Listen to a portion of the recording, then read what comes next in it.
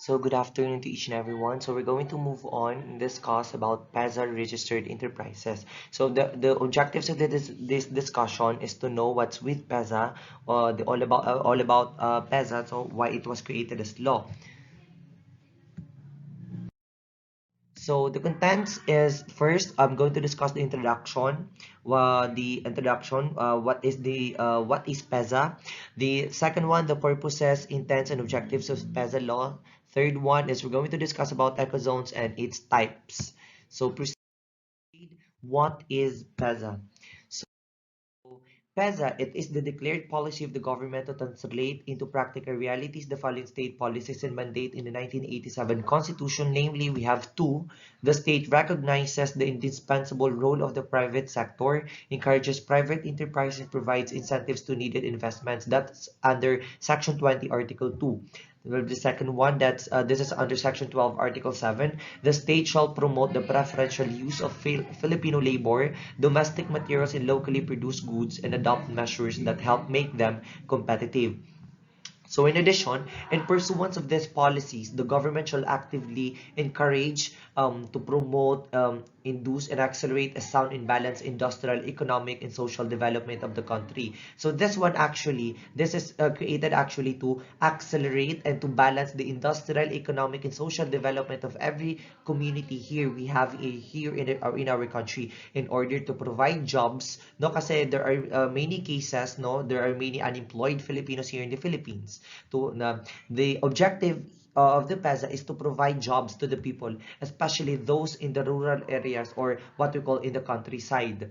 Increase their productivity in their individual and family income, no? Kasi to support and to provide for their basic necessities, especially those Filipinos who have already their family, and thereby improve the level and quality of their living conditions through the establishment, among others, of special economic zones in suitable and strategic locations in the country, and through measures that shall effectively attract legitimate and productive foreign investments. So next, we have the Special Economic Zone Act of 1995. This is actually under Republic Act 7916, and it is amended by Republic Act 8748. So this one actually is RA 7916, or is also known as the Special Economic Zone Act of 1995. The PEZA law was signed into law on Feb 24, 1995. The law was created to encourage economic growth through the development of special economic zones called ecozones. So we're going to discuss the later part about ecozones. So the Philippine Economic Zone Authority, or the PEZA, is a government corporation. It is a corporation under a Director General. The PEZA's mission is to contribute to the national effort of accelerating employment generation, particularly in the countryside. So as I have said earlier, that the PEZA law, this was created to accelerate employment generation, to provide jobs for those unemployed Filipinos, no? Kasi if they have no jobs, then definitely it's common sense they could no longer provide basic necessities to their family, or especially to themselves also. So we're going to proceed to the purposes, the intents and objectives of PEZA law. So Section 3 of PEZA Act provides the following purpose, intent, and objectives of the law. So it is under the Section 3 of the PEZA law.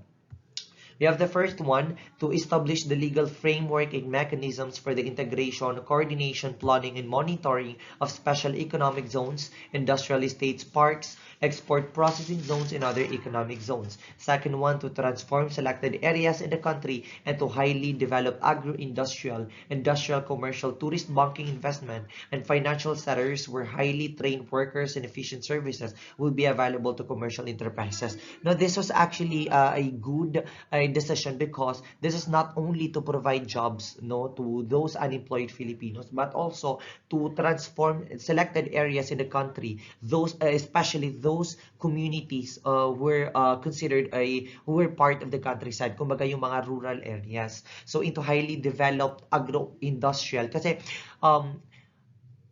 yes, industrial, commercial, tourist, banking, investment, financial centers. Okay, so we have third one, to promote the flow of investors, both foreign and local, into special economic zones, which would generate employment opportunities and establish backward and forward linkages among industries in and then around the economic zones. We have the fourth one, to stimulate the repatriation of Filipino capital by providing attractive climate and incentives for business activity. Next one, to promote financial and industrial cooperation between the Philippines and industrial countries through technology-intensive industries that will modernize the country's industrial sector and improve productivity levels by utilizing new technological and managerial know-how. And we have the last one. So before I proceed to the last one, actually, this is a good situation. This is a good decision also, because it is not just for to provide jobs for the unemployed ones. It is not also for to transform selected areas in the country into highly developed, but also to promote a cooperation, both financial and industrial cooperation between the Philippines and industrialized countries, because they could also give help to our country also. If we could have a good cooperation between two countries, between Philippines and other industrialized countries, then that's a good move. So the last one is to vest the special economic zones on certain areas thereof with the status of a separate customs territory within the framework of the Constitution and the national sovereignty and territorial integrity of the Philippines. So we're done with the purposes, intents, and objectives. So we're going to proceed with eco zones. So what's with eco zones? So eco zones are areas designated by the government for development into balanced agriculture, industrial, commercial, and tourist or recreational regions. So this is what I am talking about. These eco zones are the eco zones. These are the areas, selected areas here in the Philippines designated by the government, no, para ma-transform into highly globalized agriculture, industrial, commercial, and tourist or recreational regions. So each ecozone is to be developed as an independent community with minimum government interference. It shall administer its own economic, financial, industrial, and tourism development without help from the national government. It shall also provide adequate facilities to establish linkages with surrounding communities and other entities within the country. So this is actually self-explainable. So you could read your textbook. And then we have the next one, the decentralized ecozone, that's under Section 7 of the PEZA law. So within the framework of the Constitution, the interest of national sovereignty and territorial integrity of the Republic, the ecozone shall be developed as much as possible into a decentralized, self-reliant, and self-sustaining industrial, commercial or trading. So I'm so sorry, some technical issues. So we're going to move on to our discussion, the decentralized ecozone. So before we start, what is decentralization? So this decentralization is dispersion or distribution of functions in power. So I have discussed already, know what's with decentralized. I'm so sorry for the technical issue. So the ecozone shall administer itself on economic, financial, industrial, tourism development, and such other matters within the exclusive competence of the national government. So these ecozones, di ba sabi ko, ecozones are those are areas designated by the government to have a balanced agricultural, industrial, commercial, and tourist recreational regions. So the ecozone may establish mutually beneficial economic relations with other entities within the country. So let us proceed with the types of ecozones. So we have the first one, industrial estates. So I think these types are self-explanatory. So I think you could explain it by yourself by just reading your textbook. Then you could definitely understand what's with this type. No, the first one, industrial estate, are tracts of land developed for the use of industries. Second one, export processing zones are special IEs whose locator, this one, export processing zones are special IEs whose locator companies are mainly export oriented.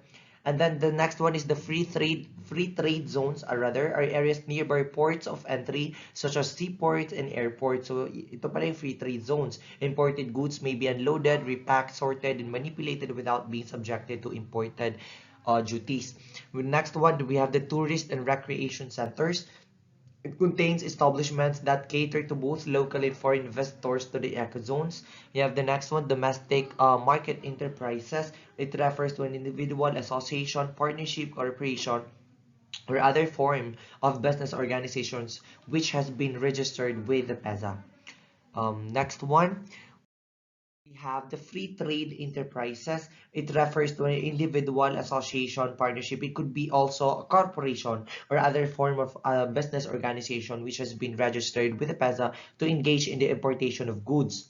Here, the difference between domestic kasi, yung domestic market enterprises, it is to engage in manufacturing, assembling, or processing activity. Here in free trade enterprises, to engage no in the importation of goods or merchandise within the restricted or free trade area in the ecozone, tax and duty free for immediate transshipment or for storage. The next one, utilities enterprise, it shall refer to a business entity or concern with the ecozone duly registered with a franchise licensed by the PEZA.